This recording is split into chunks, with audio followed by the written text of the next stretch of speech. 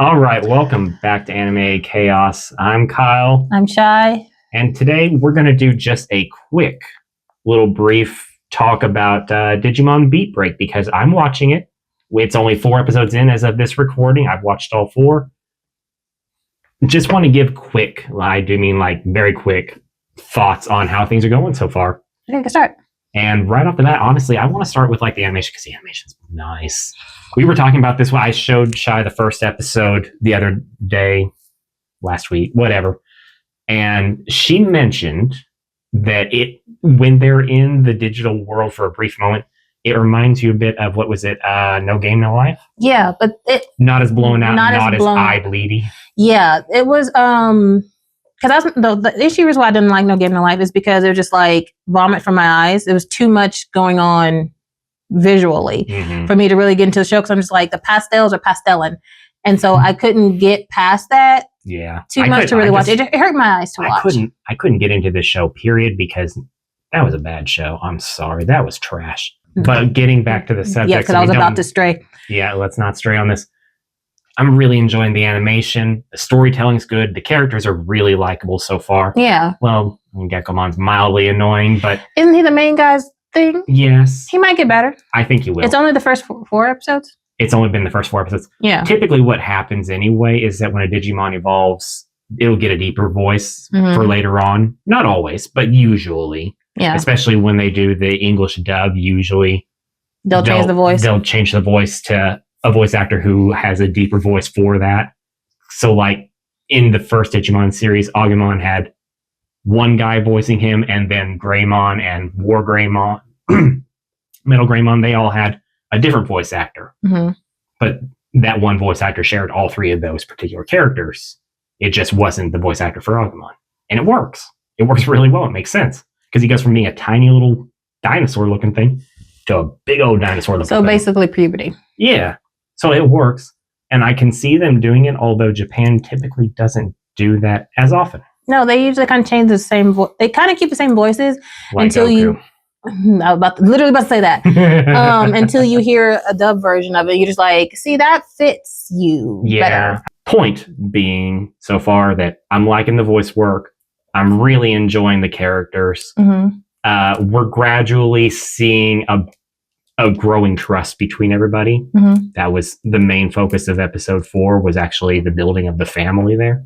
Okay, because he's kind of just there. I only watched the first episode. Yeah, she's only seen the first episode. So basically, because he only joined to help his brother. And to avoid basically being arrested. That too, because apparently you have to. It's that, or give up your Digimon and go back to normal life, so forth. Why would I do? Well, yeah, okay, now I see. Because why would I do that? Yeah. So I'm just supposed to pretend that looked yummy. I'm supposed to pretend that this thing just didn't hop out of this egg that I've nurtured for. You know what? This sounds a little bit. Moving on. Well, we don't even know how long this thing even nurtured for in that egg because that's not explained. No, it's random anomalies because the egg doesn't disappear. You still have that thing. And what we've yet to learn so far is if it's true that with every single person who's Saitama, I think is what it's called, produces a Digimon, if they all have that same glitch issue that he has. We don't know that yet. No. They haven't ever said that. So. Episode 1, I mean, I get it. Some people can have similar ones, but you saw episode 1, those were both hyena looking things. So it's like, did 2 of them just pop out of that egg? Or there are multiple tamers? Yeah, because it's like, normally when you see a Digimon like in the wild, it's kind of like you have yours, but there's other races. Like, he's not the only one in the world. There's other little Gekkomons and all that stuff. But it's like, in this world, they're only there because they come from the egg. So did the person who had the hyenas pop out too? Or did it was just a lucky happenstance that someone else had a hyena one? Or they could that decided to eat their human. Or they could be rogue, which would be after they ate their human. But that's what I'm saying, though. There's 2 of them. I can see 1, but then there was 2 of them. So did the 2 come from the same egg? Or did just by happenstance they find each other and they just happen to both be hyenas? I don't know. They do say they're brothers, so it's very possible. Yeah, so 2 of them had to hop out of the egg at the same time. Or was there a third one? Or it's a like the family, all of their eggs produced hyenas. Well, one thing I also mentioned to you when I had you watch that episode last week was typically a Digimon will share personality traits across its particular species all the time, and it only very rarely ever adapts to its tamer periodically. Like there have been, like in other Digimon, there have been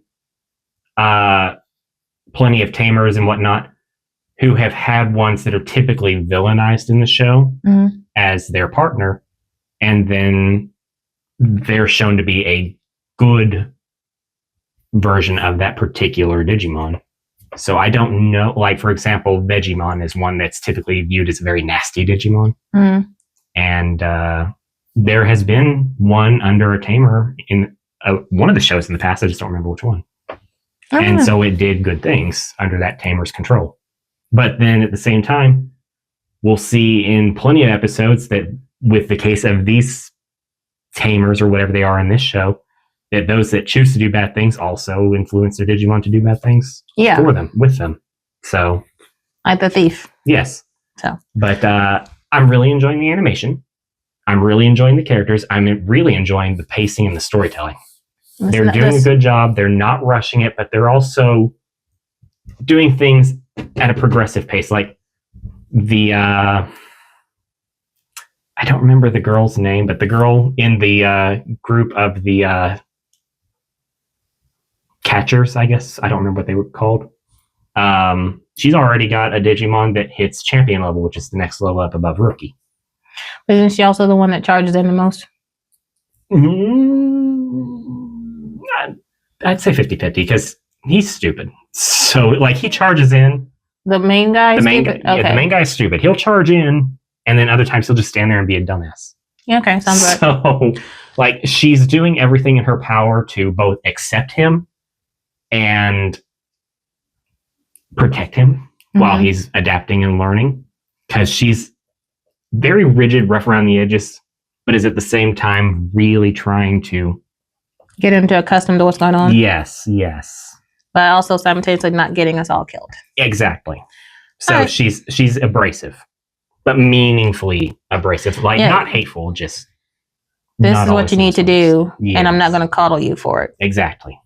Okay. Yeah, but I'm liking where this is going. I'm liking the direction. I can already feel like there's a few things that you can already figure out. Like with episode 1, you already pegged the same thing I pegged, which is their leader. We both think he's a villain. He's a villain. Maybe. Or he just, or what's the word I'm looking for? Villain or like anti-hero? Anti-hero, maybe. Yeah. Like he's doing good stuff, but he probably does something shady on the side too. You watch. He'll wind up being the one that sent those Hyenamon in the very beginning. Don't he already has his own though? He has the tiger. He has the tiger. Is it tiger? Is it a tiger? I don't know. Tiger, leopard, lion, something. I honestly didn't pay enough attention because he kind of popped in and out. At the very end of the episode, really. Was it the end? That was at the beginning. End of episode 1, yeah, where he popped in and kind of helped. Yeah, was that the end? Yeah, that was towards the end of episode 1, yeah. I thought that was in the beginning. Although, I mean, well, he was introduced in advance. Yeah. But he popped in. When they were fighting the bee. Yeah, when they were fighting the bee. Was that the end? Yeah, that was towards the end. That's towards the end of the episode, or at least the 2/3 point at the very least. Okay. So. Yeah. So where can they watch it?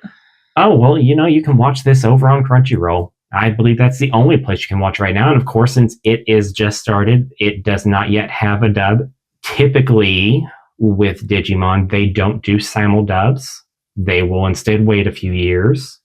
So it's very likely that this one's going to be sitting for a minute before it gets a dub because Ghost Game has only just been confirmed to get its dub in 2026.